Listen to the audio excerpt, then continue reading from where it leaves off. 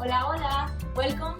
Welcome to Guava. My name is Laura Ramos, and today I'm going to show you how to make tembleque, a Puerto Rican coconut pudding.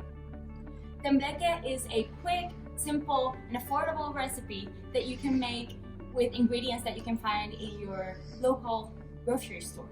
Have you ever been in the situation where you forget you promised you were going to bring dessert to dinner and you remember a couple hours before?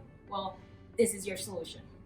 First, I'm gonna start by adding coconut cream, coconut milk, and water to a pot, and I'm gonna bring that to a boil. Coconut cream has sugar added and other additives, so if you wanna make this recipe vegan, make sure you choose a vegan coconut cream that says it on the label, because it usually isn't. Coconut milk is usually vegan. It doesn't have any sugar added. And then we're gonna add our water.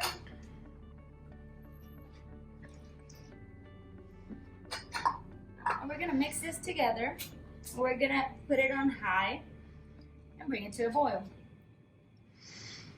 I'm also gonna add a pinch of salt and a stick of cinnamon. This is gonna infuse the cinnamon flavor in our dessert. While this comes to a boil, I'm gonna do the second step. But first, I wanna tell you that you can alter this recipe however you want in terms of flavoring. In this step, you can add vanilla extract, almond extract, pistachio extract, or you can also substitute the water for pineapple juice and do a piña colada tembleque. So this next step is really important. I'm gonna mix the cornstarch with a little bit of water to make like a paste. If you add the cornstarch with the cold ingredients at first, it will take too long to thicken. And if you add it after the liquids are boiling and you don't mix it with water, it will clump. So make sure that if you make this at home, you need to dissolve the cornstarch with water.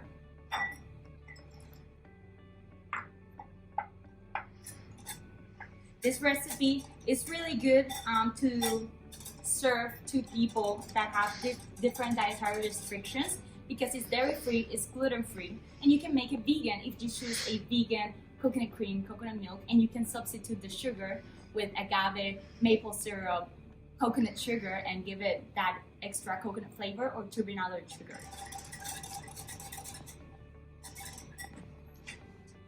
This is almost about to come to a boil.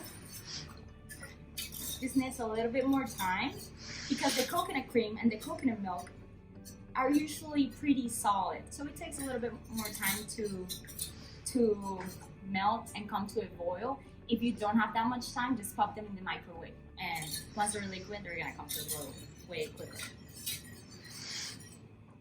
Tembleque is a must-have at every family reunion during the Christmas season in Puerto Rico. We also have it all year round, but you need to have it on Christmas. It's a must-have with coquito and arroz con gandules, pernil. It's part of all our Christmas dinners. And for us, Christmas lasts from November to the end of January. It's a long time, but we love it. This is almost there. It's really important that the liquids are really hot before you add the cornstarch, because then it will take too long to thicken. And I'm telling you, because I learned it from experience. I remember a time I was making tembleque for probably my first or second time, and I didn't understand why it wasn't thickening. And I was just there whisking and whisking for like 10 minutes. And then my mom came and saw me and she was like, when did you add the cornstarch? And I added it in the first step, and it takes so much longer to thicken. And here it's gonna be really quick once this starts boiling.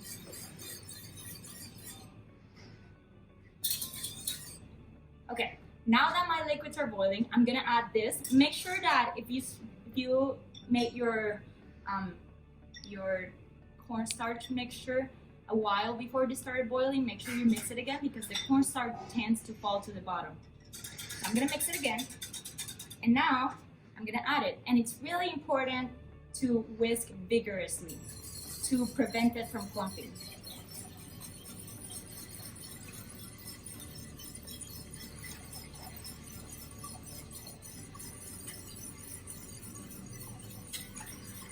make sure you get all the cornstarch in. And once that's in, you cook for like a minute longer, so it cooks down that starch and it doesn't taste starchy. We don't want that in our tembleque.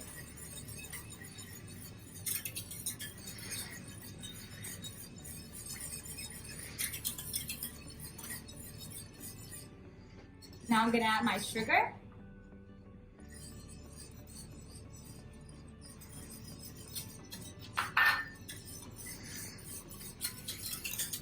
Perfect. And this is getting ready to transfer to a boil and let cool before I taste this deliciousness. I'm gonna turn off my heat.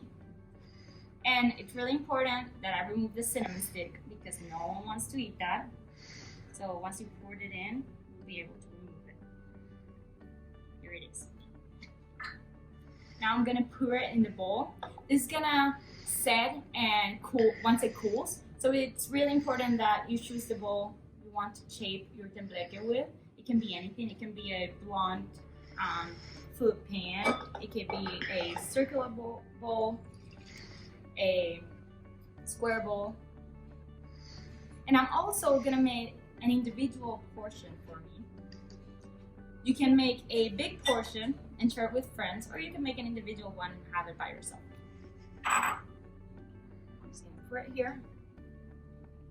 And now the tembleque is gonna cool in the fridge for about 3 hours. So I will see you soon. I'm gonna put the tembleque in the fridge.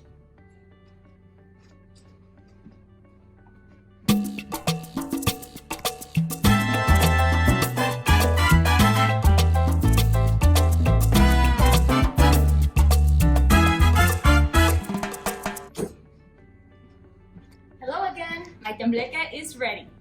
Now I'm gonna finish it up by garnishing. I'm gonna garnish with some ground cinnamon to give it that extra spiciness. Just sprinkle a little bit of cinnamon on top, same with the individual portion. And finally, some toasted coconut flakes. It can be shredded coconut or coconut flakes. The coconut flakes are crispier and it gives it a better texture.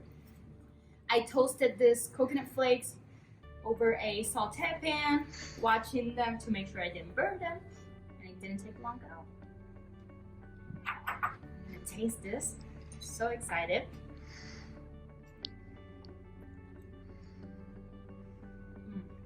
This is delicious.